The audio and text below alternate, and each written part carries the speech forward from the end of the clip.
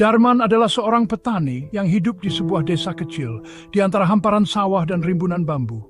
Seperti tetangganya, ia banting tulang di bawah terik matahari. Namun hasil panennya tak pernah melimpah. Hidupnya adalah perjuangan tanpa henti. Ia mendambakan kehidupan yang lebih baik untuk keluarganya, untuk dirinya sendiri. Ia lelah dengan lingkaran kemiskinan yang tak berujung. Darman sering duduk di teras rumahnya menatap langit malam. Ia bertanya pada bintang-bintang, mengapa aku? Mengapa hidupku seperti ini? Murni, istrinya, selalu menghiburnya. Bersabarlah Mas Darman, keberuntungan akan datang pada mereka yang sabar. Namun, Darman mulai kehilangan harapan. Ia ingin perubahan, dan ia menginginkannya sekarang. Ia putus asa. Suatu hari segalanya berubah. Darman menemukan sebuah jimat aneh saat membajak sawahnya. Jimat itu berupa ukiran kayu kecil yang rumit. Rasanya dingin saat disentuh, membuat bulu kuduknya merinding. Ia ragu sanggup mengantonginya, secah harapan aneh muncul dalam hatinya. Tidak ia sadari jimat itulah pertanda takdirnya, kunci menuju jalan yang gelap dan berbahaya. Kehidupan Darman berubah dalam semalam. Ia menemukan urat emas tersembunyi di sawahnya. Kabar itu menyebar seperti api yang melahap hutan kering. Ia menjadi orang terkaya di desa. Gubuknya yang sederhana digantikan dengan rumah besar yang megah. Ia memiliki pelayan, kereta kuda, dan kekayaan yang tak pernah ia bayangkan sebelumnya. Murni yang terbiasa hidup sederhana, kini mendapati dirinya dihiasi sutra dan permata. Anak-anak mereka yang terbiasa mengenakan pakaian lusuh, kini mengenakan kain-kain halus. Darman menghujani mereka dengan hadiah, mencoba menebus tahun-tahun yang penuh kesulitan. Namun di balik selubung kebahagiaan itu, terselip rasa gelisah yang tak kunjung hilang. Penduduk desa tercengang. Mereka bergosip tentang sumber kekayaan Darman yang tiba-tiba. Sebagian berbisik tentang keberuntungan menemukan harta karun tersembunyi. Namun yang lain menggumamkan cerita yang lebih gelap. Kisah tentang pesugihan tumbal musuh. Ilmu hitam Maidunot Hadge sang mengerikan. Bisikan-bisikan itu dimulai dengan samar. Seperti gemerisik daun, nyaris tak terdengar. Darman mencoba mengabaikannya, meyakinkan dirinya bahwa itu hanyalah kecemburuan. Namun bisikan-bisikan itu semakin keras, semakin mendesak. Berputar-putar di sekelilingnya, menuduhnya, menghakiminya. Pesugihan, desis mereka. Ilmu hitam, perjanjian dengan iblis. Harganya, nyawa seorang musuh. Darman menepis tuduhan-tuduhan itu. Ia mengklaim itu hanyalah keberuntungan. Tetapi penduduk desa tidak yakin. Mereka menunjuk pada kekayaannya yang tiba-tiba, kebisuannya yang menegangkan tentang emas itu. Mereka menatapnya dengan kecurigaan di mata mereka, ketakutan di hati mereka. Teman-teman terdekatnya menjadi jauh. Senyum hangat mereka digantikan dengan tatapan khawatir. Darman memang orang kaya ya, tetapi ia sendirian, terisolasi oleh kekayaannya dan rahasia kelam yang disembunyikannya. Kebenarannya jauh lebih mengerikan. Darman memang bertemu dengan sesosok gaib, makhluk purba yang bersemayam di jantung hutan. Makhluk itu muncul sebagai seorang lelaki tua yang lemah, tetapi matanya bersinar dengan cahaya yang tidak seperti manusia. Ia menawarkan kekayaan yang tak terbayangkan kepada Darman, tetapi harganya sangat mahal. Nyawa untuk sebuah nyawa, lelaki tua itu berkata serak, suaranya seperti daun kering yang berderak di bawah kaki. Nyawa musuhmu untuk kehidupan yang sejahtera. Darman ngeri.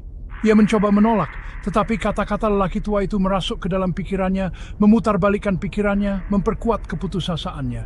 Ia memikirkan keluarganya, penderitaan mereka, dan tekadnya runtuh.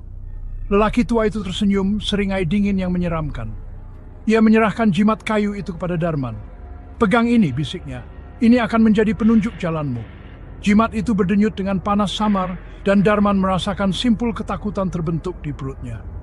Lelaki tua itu menghilang keesokan paginya, meninggalkan Darman sendirian dengan pilihannya dan beban berat jimat di tangannya. Bagian 5 ritual. Lelaki tua itu menginstruksikan Darman untuk melakukan ritual, sebuah pengorbanan di bawah bulan darah. Darman tahu siapa yang akan ia korbankan, Sarman, tetangganya. Sarman yang satu-satunya kesalahannya adalah perselisihan tanah yang telah lama terjadi dengan Darman. Perselisihan yang dipicu oleh kemiskinan dan keputusasaan. Malam bulan darah tiba, menebarkan cahaya merah menakutkan ke seluruh desa. Darman dengan wajah pucat dan tangan gemetar melakukan ritual itu. Ia melantunkan kata-kata yang diajarkan lelaki tua itu, suaranya hanya berupa bisikan. Ia mencengkram jimat itu, dinginnya merasuk ke kulitnya, pengingat konstan akan perjanjian yang telah ia buat. Saat kata-kata terakhir terucap dari bibirnya, jeritan yang membekukan darah memecah kesunyian malam. Itu Sarman. Keesokan paginya, Sarman ditemukan tewas di ladangnya. Wajahnya membeku dalam topeng ketakutan. Matanya melebar dengan ketakutan purba yang beduk menciut sasa merinding. Bagian 6, harga kemakmuran. Kekayaan Darman semakin bertambah. Namun rasa bersalah dan ketakutan yang menggerogoti jiwanya juga semakin besar. Ia mencoba meyakinkan dirinya sendiri bahwa itu semua hanyalah kebetulan. Kematian Sarman, bisikan-bisikan itu, kejadian-kejadian aneh di rumahnya, semuanya hanya kebetulan. Namun jauh di lubuk hatinya ia tahu yang sebenarnya. Tidur menjadi kenangan yang jauh. Ketika ia akhirnya berhasil tertidur, mimpi buruk menghantuinya. Ia akan melihat wajah Sarman yang terdistorsi, mendengar jeritannya bergema di telinganya. Ia akan terbangun dengan keringat dingin. Perasaan diawasi oleh mata-mata tak terlihat yang tertinggal lama setelah ia membuka matanya sendiri. Kekayaannya tidak memberinya kebahagiaan, hanya ketakutan yang menusuk tulang yang menempel padanya seperti kain kafan. Ia terjebak dalam sangkar emas buatannya sendiri, dihantui oleh tindakannya dan harga yang harus ia bayar untuk kemakmurannya. Tawanya hampa, senyumnya dipaksakan, matanya mencerminkan teror yang dalam yang tak dapat ia sembunyikan. Bagian 7, bayangan dan jeritan. Hal-hal aneh mulai terjadi di sekitar rumah Darman. Ia akan mendengar bisikan-bisikan di tengah malam, melihat bayangan-bayangan sekilas di ujung penglihatannya. Benda-benda bergerak tanpa sebab yang jelas. Angin dingin seakan mengikutinya membisikkan nama Sarman. Keluarganya juga terkena dampaknya. Murni yang dulunya ceria dan penuh semangat menjadi pendiam dan ketakutan. Ia mengeluh tentang mimpi buruk, tentang perasaan kehadiran yang terus-menerus dan menyesakkan di rumah itu. Anak-anak yang dulunya senang dengan kekayaan baru mereka, kini menolak untuk tinggal di rumah setelah gelap. Ketakutan adalah kehadiran yang konstan dalam hidup mereka, pengingat yang mengerikan akan harga dari perjanjian Darman.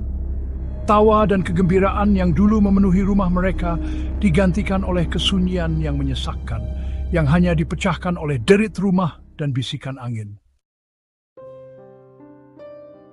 Bagian 8, api. Suatu malam, api melahap rumah Darman. Api itu berkobar hebat, terlihat hingga bermil-mil jauhnya. Penduduk desa menyaksikan dalam diam yang ngeri saat api melahap simbol kekayaan haram Darman. Beberapa mencoba mendekat, berharap untuk membantu, tetapi panasnya terlalu kuat. Ketika api akhirnya padam, hanya menyisakan puing-puing yang membara, Darman telah menghilang. Tidak ada jejak dirinya atau keluarganya yang pernah ditemukan. Seakan-akan api telah melahap mereka sepenuhnya, tidak meninggalkan bukti keberadaan mereka. Penduduk desa berbisik bahwa Darman telah diambil oleh makhluk yang diajaknya bertransaksi, diseret kembali ke dalam kegelapan yang telah ia rangkul. Rumah itu, kata mereka, adalah pengorbanan untuk menenangkan arwah Sarman yang pendendam. Bagian 9, akibat dari keserakahan. Kisah Darman menjadi cerita peringatan. Sebuah pengingat akan mahalnya harga keserakahan dan konsekuensi mengerikan dari mencari kekayaan melalui cara-cara gelap. Kisah ini menjadi peringatan keras terhadap daya pikat jalan pintas dan bahaya bermain-main dengan hal-hal supranatural untuk keuntungan pribadi. Nasibnya adalah pengingat bahwa kebahagiaan sejati tidak terletak pada harta benda, tetapi pada kejujuran, kerja keras, dan rasa cukup. Bisikan-bisikan tentang pesugihan tumbal musuh menjadi legenda yang mengerikan. Pengingat bahwa beberapa batas tidak boleh dilanggar, beberapa harga terlalu mahal untuk dibayar.